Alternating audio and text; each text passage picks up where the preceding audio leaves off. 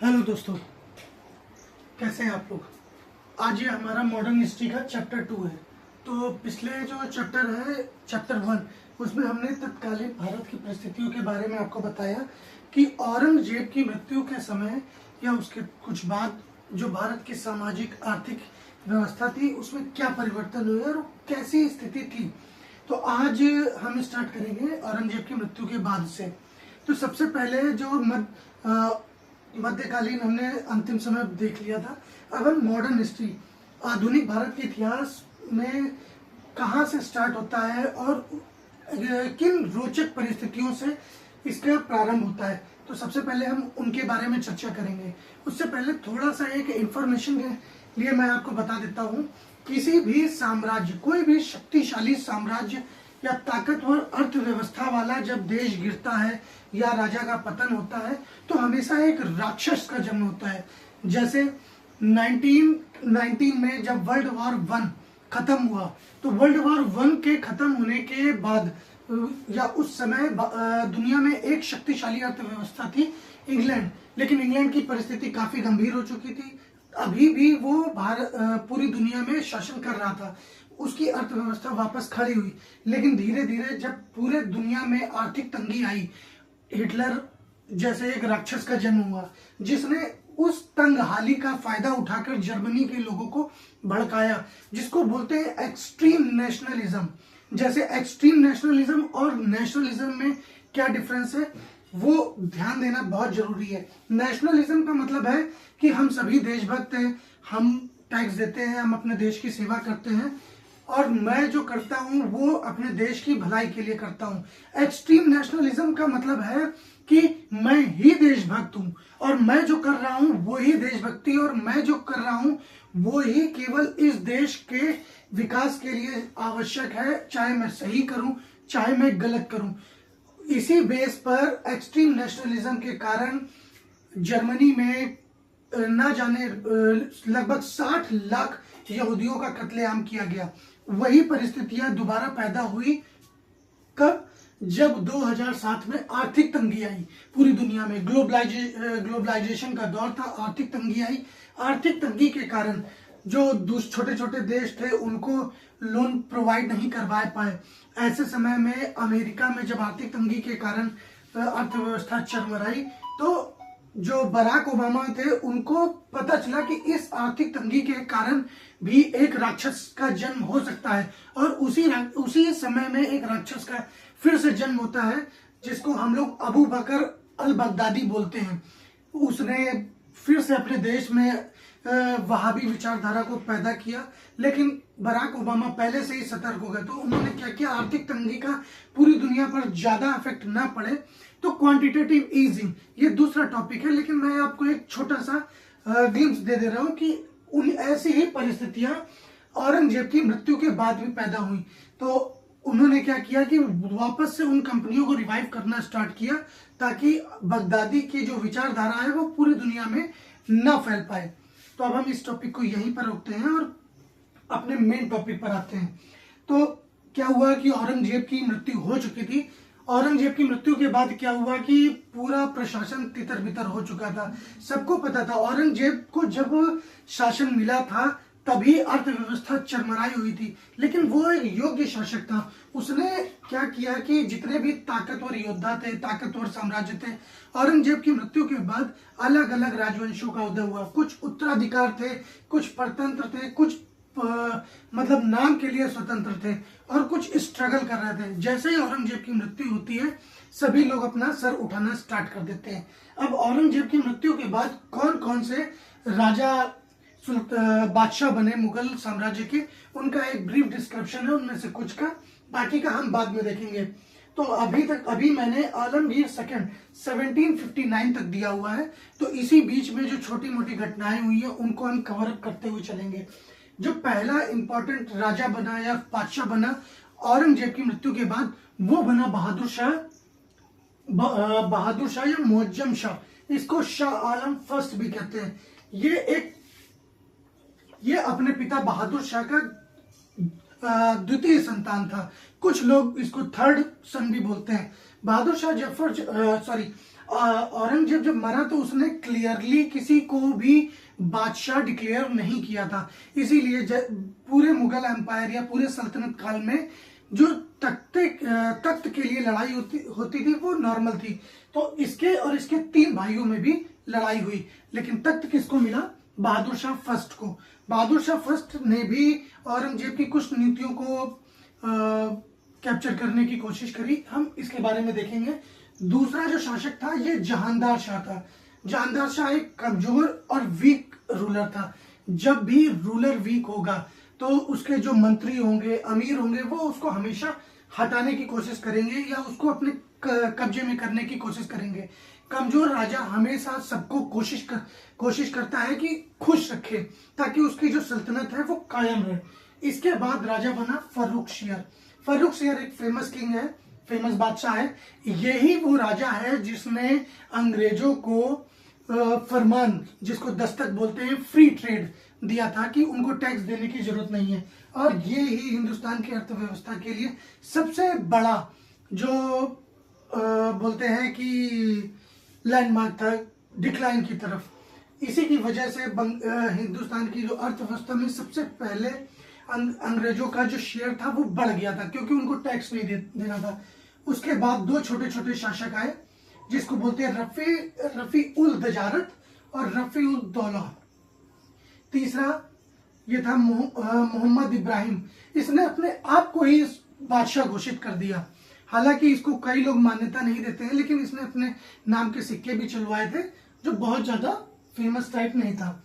उसके बाद एक फेमस राजा आया मोहम्मद शाह रंगीला। मोहम्मद शाह रंगीला एक अय्याश टाइप का राजा था। ये एक ताकतवर शासक हो सकता था, लेकिन ये इसके अंदर जो सबसे बड़ी कमी थी वो थी ये कान का बहुत कच्चा था। ये अपने मंत्रियों की बहुत ज्यादा बात सुनता था। उसके बारे में हम डिटेल में समझेंगे। उसके बाद आया अहमद शाह, फिर आया आलमगीर सेकेंड। अहमद शाह आया 1748 से 1854 और 1754 से 59। मोहम्मद शाह रंगीला का जो कार्यकाल है, रीन पीरियड है, वो बहुत इंपॉर्टेंट है क्योंकि इसी के समय में 2 ताकतवर अफगानी ईरानियों का आक्रमण हुआ, एक नादिर शाह का और दूसरा अहमद शाह अब्दाली का। तो सबसे पहले हम बहादुर शाह फर्स्ट के बारे में जानते हैं। जैसे ही औरंगजेब की मृत्यु होती है, औरंगजेब ने अपने शासनकाल में कैप्चर करने की कोशिश की थी शिवाजी को। शिवाजी के बारे में सभी को पता है। हम अलग से मराठा साम्राज्य के बारे में एक डिस्क्रिप्शन लेंगे। मराठा, सिख, राजपूत, हैदराबाद, इन सभी के बारे में छोटा छोटा डिस्क्रिप्शन हम लेते हुए चलेंगे। तो मराठों के जो जिन्होंने स्वतंत्र शासन की स्थापना करने की कोशिश की थी शिवाजी ने, तो औरंगजेब ने शिवाजी को कैप्चर करने की कोशिश करी और शिवाजी वहां से निकल के भाग गए। इनके शिवाजी के निकल के जाने का भी एक बहुत ही रोचक वृत्तांत है जो मैं आपको डिस्क्रिप्शन में कहानी के रूप में बताऊंगा। इन्होंने क्या किया था बहादुर शाह फर्स्ट ने? बहादुर शाह फर्स्ट एक मतलब स्टेबल राज्य चाहता था, लेकिन ये कमजोर शासक था। तो इसने क्या किया कि डेक्कन में सोचा कि मैं मराठों को अपनी तरफ मिला लूं। अब शिवाजी की मृत्यु हो चुकी थी, संभाजी की वीर गति को प्राप्त हो चुके थे। अब संभाजी के वीर गति को प्राप्त होने के बाद सबको लग रहा था कि मराठा एम्पायर टूट जाएगा, लेकिन मराठा एम्पायर को एक मतलब स्टेबिलिटी प्रदान करी थी शायद राम जी और संभाजी की पत्नी ने। तो दोनों ने मुगल एम्पायर के नाक में दम कर रखा था। तो बहादुर शाह ने एक बहुत ही तीखी चाल चली, षड्यंत्र रच के कि मराठा एम्पायर में गृह युद्ध छिड़ जाए। तो इन्होंने क्या किया कि साहू को रिलीज कर दिया। जब साहू कौन थे? संभाजी का पुत्र था। जब साहू को रिलीज किया, साहू जी को, तो साहू जी एक डेफिनेटली उत्तराधिकारी हो गए मराठा एम्पायर के। और दूसरी तरफ राम जी जो थे उनका भी युद्ध चल रहा था मुगलों के अगेंस्ट में, और एक और थे उनके बारे में डिस्क्रिप्शन में बताऊंगा। तो ये सभी जो गृह युद्ध छिड़ा तो कुछ समय के लिए बहादुर शाह के एम्पायर में एक स्टेबिलिटी आई, लेकिन इस उत्तराधिकार के युद्ध में शाहू विजयी हो गए। तो मेन केवल ये पॉइंट इनके बीच में याद रखना है कि इन्होंने शाहू को रिलीज किया था। और बहादुर शाह फर्स्ट के समय में कुछ राजपूत राज्य थे जैसे जोधपुर, आमेर वगैरह, उन्होंने अपने आप को स्वतंत्र घोषित करने की कोशिश करी थी। तो बहादुर शाह ने क्या किया था, उनके ऊपर आक्रमण करके उनको वापस से जीत लिया था। और यही था जिसके समय में सिखों के गुरु गोविंद सिंह के बाद एक शक्तिशाली सेनापति आए, बंदा सिंह बहादुर, जिन्होंने सिखों को दोबारा से एकजुट किया और एकजुट करके वापस मुगलों की नाक में दम कर दिया था। जिस सभी को सरहिंद की लड़ाई और वहाँ मतलब जो भी नॉर्थ वेस्ट में लड़ाइयाँ हुई, बंदा सिंह बहादुर ने जिस तरह से मुगलों को परेशान किया, वजीर खान को परेशान किया, वो बहुत ही फेमस है। बंदा सिंह बहादुर कैप्चर किया गया और फर्रुखसियर, वो मैं उसके बारे में बताऊंगा। और यही है मिर्जा राजा, यही बहादुर शाह जफर फर्स्ट है जिसने, सॉरी बहादुर शाह जफर नहीं, बहादुर शाह, इसने मिर्जा राजा की उपाधि दी थी जय सिंह के छोटे भाई विजय सिंह को। ठीक है, अब हम दूसरे राजा जहांदार शाह और जहांदार शाह के बारे में ज्यादा जानने की जरूरत नहीं है, ये सैयद ब्रदर्स के हाथों मारा गया था। उसके बाद शासन व्यवस्था मिली फर्रुखसियार को। फर्रुखसियार ने जो शासन व्यवस्था प्राप्त की थी वो की थी सैयद ब्रदर के हाथों। तो सैयद ब्रदर्स क्या हो गए थे, किंग मेकर की पोजीशन में आ गए थे। अब जिसने राजा को ही गद्दी पर बैठाया है, जाहिर सी बात है उसके शासन व्यवस्था में, लॉ एंड ऑर्डर मेंटेन करने में काफी ज्यादा इंटरफियरेंस रहेगा। अब इंटरफियरेंस था तो ये बात में फर्रुखसियर को परेशान करते रहते थे कि ऐसा नहीं ऐसा करो, ऐसा नहीं ऐसा करो। फर्रुखसियर ही वो राजा बादशाह था जिसने अंग्रेजों को फरमान जिसको बोलते हैं दस्तक दिया था। ये कुछ नहीं होता है, एक रॉयल ऑर्डर होता है, रॉयल चार्टर होता है जो राजा अपने ट्रेडर्स को देता है कि आपको या कंपनी को अब जो भी ट्रेड करेंगे, जो यहां से खरीदेंगे और अपने देश ले जाएंगे, उसमें आपको टैक्स नहीं देना है, और जो अपने देश से लाना है उसमें ड्यूटी फ्री टैक्स होगा। अब ड्यूटी फ्री टैक्स होगा तो इसका मतलब यहाँ की अब किसी भी राजा की शासन व्यवस्था में पैसे का सबसे ज्यादा रोल होता है। जहां पर भी राजा कमजोर होगा वहां इकोनॉमी कमजोर होगी, जहां इकोनॉमी कमजोर होगी वहां राजा पर स्कीम चलाने का, मतलब हर राजा को अपने कर्मचारियों को, ऑफिसर्स को कुछ सैलरी पे करनी होती है। अब जब टैक्स ही नहीं आएगा तो सैलरी कहां से पे करेंगे, वेलफेयर स्कीम्स नहीं चला पाएंगे। अब वेलफेयर स्कीम्स नहीं चला पाएंगे तो आम आदमी को रोजगार कैसे प्राप्त होगा। ऐसा नहीं है कि पहले लोगों को रोजगार के लिए हमेशा डिपेंड रहना पड़ता था, लेकिन कई बार ऐसा होता था अकाल पड़ते थे, तो ऐसे समय में राजा वेलफेयर स्कीम्स के नाम पर क्या नहरें खुदवा देते थे, महल बनवा देते थे, मकबरे बनवा देते थे, मंदिर बनवा देते थे। तो उसमें क्या होता था, जो लेबर क्लास होता था एक बड़ा हिस्सा उसमें इन्वॉल्व होता था। अब बड़ा हिस्सा उसमें इन्वॉल्व होगा तो उनकी इनकम होगी तो वो बाजार में जाकर से दाल चावल अनाज खरीदेंगे तो वो पैसा व्यापारियों के पास जाएगा, वो व्यापारी टैक्स देंगे। यही है मनी सर्कुलेशन। इसी मनी सर्कुलेशन से टैक्स का पैसे से राज्य चलता था। अब फर्रुखसियर एक कमजोर राजा था तो उसने क्या किया कि सबसे बड़ी गलती यही करी थी कि उसने टैक्स फ्री कर दिया, जिससे बंगाल को सबसे ज्यादा अंग्रेजों की जो ट्रेडिंग थी वो उस समय बंगाल में थी। बंगाल को रेवेन्यू लॉस होने लगा। और ये हो गया फर्रुखसियर।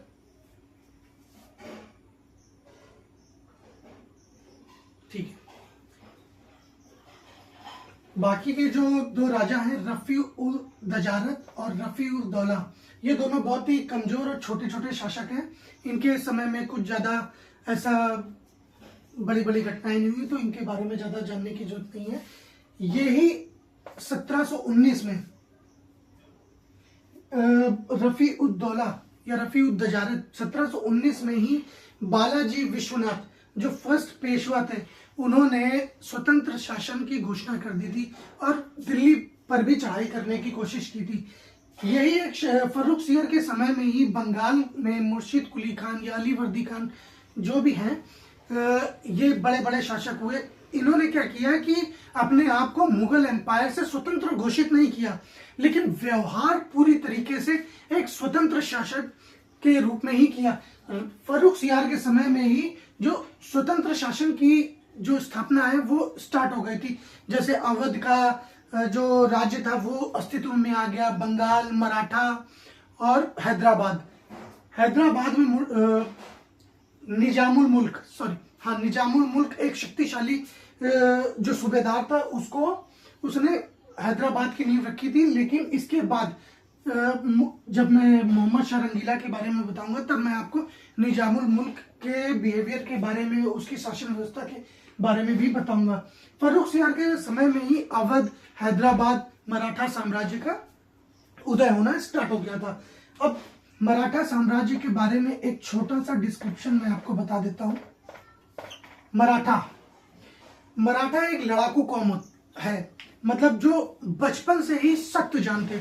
अब उसका क्या रीजन होता है, किसी भी जगह की जो ज्योग्राफी है वो किसी भी व्यक्ति के बिहेवियर के बारे में, उसके चरित्र के बारे में, सॉरी मैंने चरित्र शब्द का इस्तेमाल किया, चरित्र मतलब उसकी शासन व्यवस्था, इकोनॉमी, उसके फूड, उसकी वेशभूषा के बारे में बहुत ज्यादा बताती है।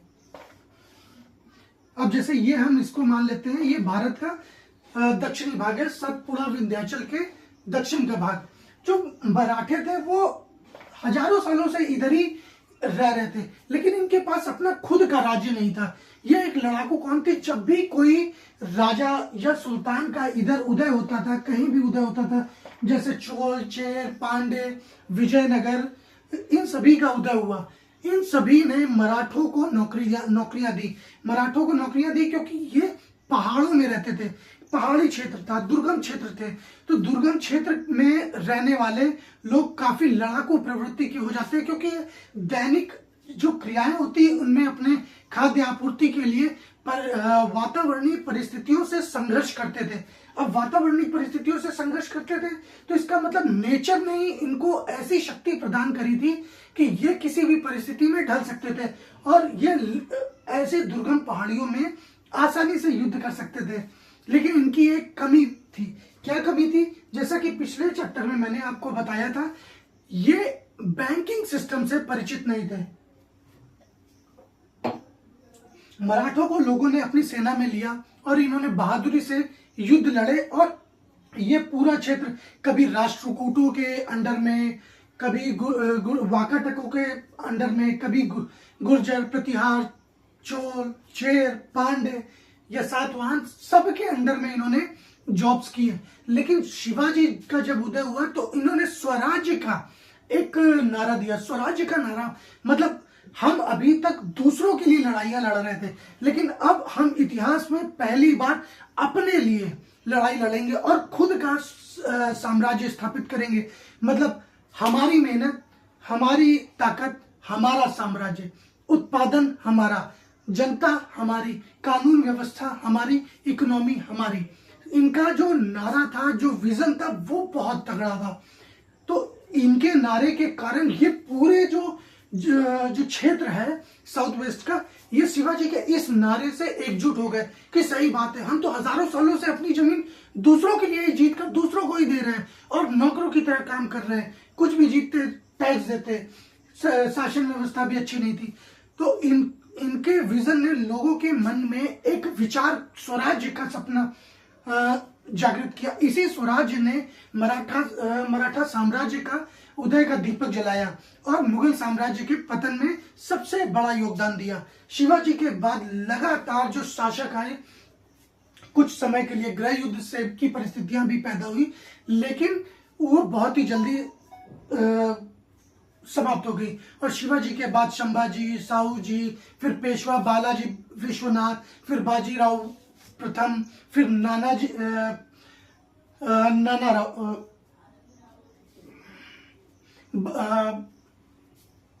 बालाजी विश्वनाथ, जिसको हम नाना साहब भी बोलते हैं, नाना साहब प्रथम, जिनका शासनकाल 1740 से 1760 के समय में था। और ये एक के बाद इतने ज्यादा आक्रामक और इतने ज्यादा तीक्ष्ण थे कि मतलब ये 360 डिग्री आक्रमण करते थे। इनकी सबसे बड़ी जो खूबी थी वो थी इनकी गति। जो गति थी नाम याद, हाँ, मंगोलों की जो युद्ध नीति थी वो इनकी सबसे बड़ी खूबी थी, गति। ये इतनी तेज आक्रमण करते थे कि सामने वाली सेना को संभलने का मौका ही नहीं देते थे। तो जब साहू जी छत्रपति बने तो उनके जो पहले पेशवा बने थे वो थे पेशवा बालाजी विश्वनाथ। इन्होंने क्या मिलिट्री अलायंस करने स्टार्ट कर दिए थे और एक स्टेबिलिटी प्रदान करी। कानून व्यवस्था अच्छी थी, ठीक है, कानून व्यवस्था अच्छी थी। उसके बाद इनके जो पुत्र बने, जो सबसे ज्यादा मतलब फेमस हुए, जिनके बारे में आप सभी जानते हैं, पेशवा बाजीराव प्रथम, जिसके बारे में आपने पिक्चर में भी देखा होगा, बाजीराव मस्तानी पिक्चर में। वही थे जिन्होंने अपने मतलब 40 लड़ाइयां पूरे हिंदुस्तान में जीती थी और सभी को 360 डिग्री परेशान किया था। उसी समय यहाँ पर बंगाल में जो बंगाल का सुल्तान था, उसने मराठों से बचने के लिए अपना काफी हिस्सा मराठों को दे दिया था कि उनके आक्रमण बंगाल की तरफ ना हो। इनकी सबसे बड़ी कमी क्या रह गई? इनकी कमी रह गई थी कि इन्होंने एक मिलिट्री स्टेट बनाया था। मिलिट्री स्टेट क्या होता है? मिलिट्री स्टेट भी वेलफेयर स्टेट जैसा ही होता है, या जहां पर अपनी पब्लिक, अपनी जनता का ख्याल रखा जाता है, लेकिन बैंकिंग सिस्टम डेवलप नहीं किया। ट्रेड एंड कॉमर्स को, समय की मांग को इन्होंने पहचाना नहीं। अब समय की मांग क्या थी? इनके पास पूरा समंदर था, तो इनकी जो वेस्टर्न बाउंड्री थी वो पूरी तरीके से सुरक्षित थी। शिप बिल्डिंग स्टार्ट हो चुकी थी, तो धीरे इधर से व्यापारी आने लगे थे। इनको बैंकिंग सिस्टम डेवलप करना चाहिए था ताकि मनी सर्कुलेशन होता रहे। लेकिन इन्होंने क्या डेवलप किया? इन्होंने क्या किया कि सामने वाले को डरा के, धमका के उनसे चौथ और सरदेश मुखी लिए। तो ये हम बाद में मराठा साम्राज्य के बारे में देखेंगे। अब हम इसका अपना मेन टॉपिक आते हैं कि अब क्या है कि जो 17वीं शताब्दी थी औरंगजेब के समय की और 18वीं शताब्दी का जो प्रथम समय था, वो एक वैज्ञानिक प्रगति का समय था। Trade and commerce, globalization start हो चुका था बहुत पहले से ही, लेकिन कभी भी विश्व इतनी मतलब जटिलता से, इतना क्लोजली इंटरकनेक्टेड नहीं था। उसका रीजन क्या था? 1453 में जब उस्मानिया सल्तनत ने कुस्तुनतुनिया पर कब्जा किया, तो जो भी ट्रेड रूट था पहले जमीन से होता था, अब जमीन से ट्रेड रूट खत्म हो गया, तो जमीन पर तो अरबों का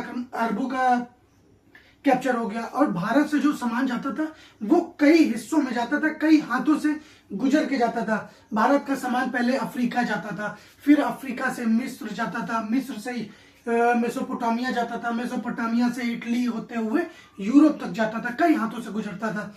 लेकिन जब अरबों ने जमीन को कैप्चर किया, उन्होंने वहां से ट्रेड रूट कट ऑफ कर दिया। अब पूरे यूरोप का जो खर्चा या जो जरूरत का सामान था वो जाता था साउथ ईस्ट एशिया से या भारत से। उस समय भारत और साउथ ईस्ट एशिया को ये लोग ईस्ट इंडीज कहते थे। अब वहां की जो यूरोपियन जो राजा थे वो तिलमिला उठे। अब तिलमिला उठे कि भैया कहाँ से आएगा, कहाँ से हम लोग अपना घर का सामान लाएंगे, सजावट का। तो उस समय जो भारत से जो सूती वस्त्र जाते थे, जो सिल्क जाते थे, एक कहावत के अनुसार इतना बारीकी से उस पर कलाकृति की गई थी, उसको किया गया था कि उसके काम को एक सुनार के, गोल्डस्मिथ सुनार के काम से तुलना की गई है। तो उन्होंने क्या किया कि अपने जो सेलर्स थे उनको प्रोत्साहन दिया कि पैसा हम दे रहे हैं, अब ट्रेड रूट खोजो कि कैसे भी करके हमको हिंदुस्तान पहुंचना है, हमको ईस्ट इंडीज पहुंचना है, हमको मसाले चाहिए, सामान चाहिए, पर्दे चाहिए, कपड़े चाहिए, कुछ तो अपने घर में बना नहीं पा रहे थे वो। उस समय पूरे यूरोप में एक भी सड़क नहीं थी। आप समझ सकते हैं, जो आज हमें डेवलपमेंट का पाठ पढ़ाते हैं 16वीं शताब्दी तक, 17वीं शताब्दी तक, 18वीं शताब्दी तक उनके पास एक भी सड़क नहीं थी। मांस मच्छी शिकार पर जिंदा रहते थे। ऐसी उनकी सभ्यता थी जो आज हमको असभ्य बताते हैं। जो आज हमको सभ्य बताते हैं, उनका वो इतिहास था। वो इतिहास के नाम पर उनके पास कुछ था ही नहीं, सब कुछ हम ही से खा पी के आज वो हम ही को आग दिखा रहे हैं। बोला बस जाओ भाई जाओ, जल्दी से खोजो, कहां से भी खोज लो ये रास्ता। उसी समय में जो दो शक्तिशाली जो दो राज्य थे, पुर्तगाल और स्पेन, उन्होंने सबसे पहले स्टार्ट किया था। पुर्तगाल और स्पेन के सेलर्स ने स्टार्ट किया। किसको खोजना है? उनको खोजना है हिंदुस्तान का रास्ता। तो उन्हीं में से एक कोलंबस भारत की खोज करने निकला। सबसे पहले एक जो मिथ्या है उसको ये बता देते हैं, भारत की खोज किसने की? ऐसा बोलते हैं वास्को डी गामा ने की और अमेरिका की खोज कोलंबस ने की। तो क्या हम उससे पहले एग्जिस्ट नहीं करते थे? हम क्या थे? नहीं, ये एक गलत कथन है। आप इसको ध्यान रखिए कि भारत की खोज नहीं करी है, भारत तक पहुंचने वाले रास्ते की खोज करी है, समुद्री मार्ग की खोज करी है। समुद्री मार्ग की खोज करके वो हम तक आए। हम तो हजारों सालों से सभ्यता में, हमारे पास वेद है, उपनिषद है, इंडस वैली सिविलाइजेशन आज चीख चीख के बोल रही है। लोग जहां पहले बोलते थे कि भारत का इतिहास गौतम बुद्ध के पहले था ही नहीं, वही आज इंडस वैली सिविलाइजेशन चीख चीख के बता रही है कि नहीं हम थे, हम विकसित थे, इतने विकसित थे कि हमने ग्रिड पैटर्न स्टैब्लिश कर रखा था। दुनिया की सबसे मतलब आधुनिक सभ्यताओं में से एक जो आज तक जीवित है, वो आज तक हम चीख चीख के बता रहे हैं कि हम एग्जिस्ट करते हैं। तो उन्होंने क्या किया कि उन्होंने अपने सेलर्स भेजे। तो सब इस भारत की खोज के चक्कर में उन्होंने क्या किया, अब जैसे मान लेते हैं ये पूरा एशिया और अफ्रीका है, इसको मिटा देता हूं मैं।